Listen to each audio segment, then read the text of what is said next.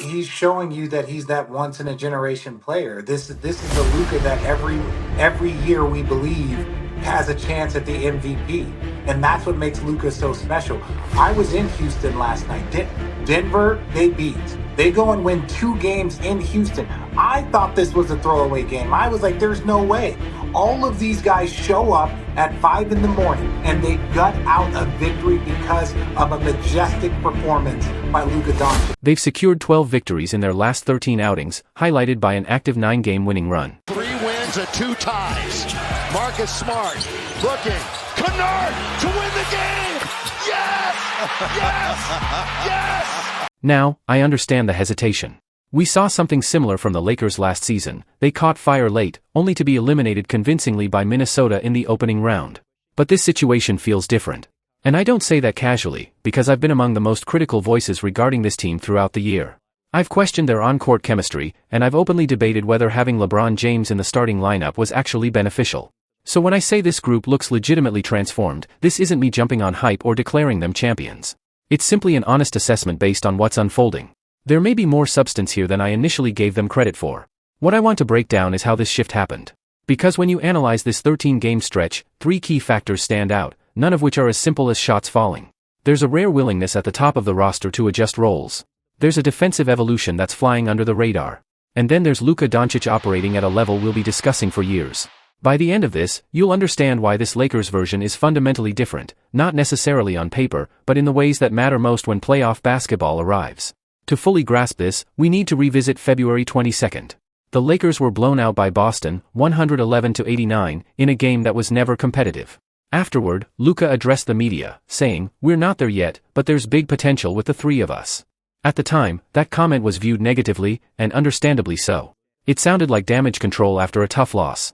But what was happening behind the scenes in the following weeks was far more important than that quote suggested. The real issue all season wasn't talent, the roster clearly had enough of that. The problem was a lack of defined hierarchy. LeBron, Luka, and Austin Reeves are all capable primary creators. Each thrives with the ball in their hands. For most of the year, they operated in a rotation of turns rather than within a structured system. Luka deferred when he should have imposed himself. LeBron controlled tempo in ways that disrupted Luka's rhythm, particularly against elite defenses. That kind of uncertainty is unsustainable. Before the All-Star break, they ranked 23rd in defensive rating, allowing 116.6 points per 100 possessions, a clear indicator of deeper issues. But I will say one thing. Look at Luka right here. It's okay, Luka, to move your feet a little bit over and help Against out. Teams above 500, they were just 12-17. Problems existed on both ends of the floor. There was no identity, no consistency. Then, in early March, LeBron missed 3 games due to injury, and the Lakers went 3-0. I'll be honest, I leaned into the narrative that they might be better without him. There was some truth in the observation, but the conclusion was flawed. The team isn't better without LeBron, it's better without the version of LeBron we were seeing. A high-usage, ball-dominant initiator created congestion in a system already built around Luka as the primary engine. When he returned against Chicago, the change was obvious. He wasn't forcing control. Instead, he became a screener in pick-and-roll sets, rolling to the rim or spacing to the corner. He operated without the ball, capitalizing on Luka's gravity. He made smart reads from the dunker spot and delivered timely skip passes as defenses collapsed. His responsibilities shifted entirely, and the results have been outstanding. Over his last 6 games, LeBron is averaging 19 points on 65% true shooting. Against Houston, he shot 13 of 14. Less than a day later, he recorded a triple-double versus Miami, 19 points, 15 rebounds, 10 assists, all created through intelligent reads and decision-making. He has embraced a clearly defined role and is executing it at an elite level. In Orlando, he also surpassed Robert Parrish to become the NBA's all-time leader in regular season games played, reaching 1,612, and counting. At 41 years old, adapting to a completely new role. After the Miami game, he addressed the "better without him" narrative, saying it's easier for headlines, and he's right. But the reality is more nuanced. What we're seeing is a superstar willingly redefining his game, something rarely seen at this level. The league's all-time leading scorer accepted being the third option, and then thrived in it. That's the difference. Sacrifice is often discussed, but seldom executed. LeBron actually did it. That's the first major reason this Lakers team feels different. Now let me ask you something. Who has been the most impactful player during this stretch? Most would say Luka, maybe Reeves. But one name isn't getting enough attention: Marcus Smart. And that oversight matters, because he's central to why this system works, especially defensively.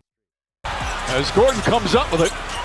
Smart with the steal. Marcus Smart goes inside, lays it up and in, and the Lakers regain the lead. Offensively, they were always capable, star players produce. But in crucial moments, they couldn't generate stops. Ranking 23rd defensively tells the story. At one point, even rebuilding teams were outperforming them on that end. Enter Marcus Smart. At 6 feet 3 inches, he routinely guards the opposing team's best perimeter scorer. He applies constant pressure, disrupts rhythm, and turns every possession into a challenge. His impact doesn't always show up in the box score, but it's undeniable. Consider the matchups. Anthony Edwards held to 14 points on 2 of 15 shooting. Jamal Murray going 1 of 14 in Denver. Kevin Durant limited to 18 points in consecutive games. Smart has been the consistent factor. He's averaging 2 steals per game in this stretch, and with him on the court, the Lakers boast a 111.7 defensive rating, top 5 in the league. The defining moment came in an overtime win against Denver. Earlier in the season, a missed late shot cost them. This time, Smart delivered 21 points, 5 steals, and a game-changing three-pointer in the final 30 seconds. After the game, he summed up the mindset, "We're tired of hearing people talk." Since the All-Star break, the Lakers have climbed from 23rd to 12th in defensive rating, now allowing 113 points per 100 possessions, a dramatic turnaround in a short period. That defensive identity has sparked everything else. Better stops lead to transition opportunities. Transition creates open shots. Open shots convert. Once that cycle begins, it's difficult to stop. That's the second reason this team is different. And credit also belongs to JJ Redick. In just his second season as head coach, he's reshaped the team's identity. Once viewed as an unproven hire, he's implemented structure, facilitated difficult conversations, and established a clear hierarchy centered around Luka. Getting players of this caliber to adjust isn't easy, but he made it happen. Now, let's talk about what all of this has unlocked.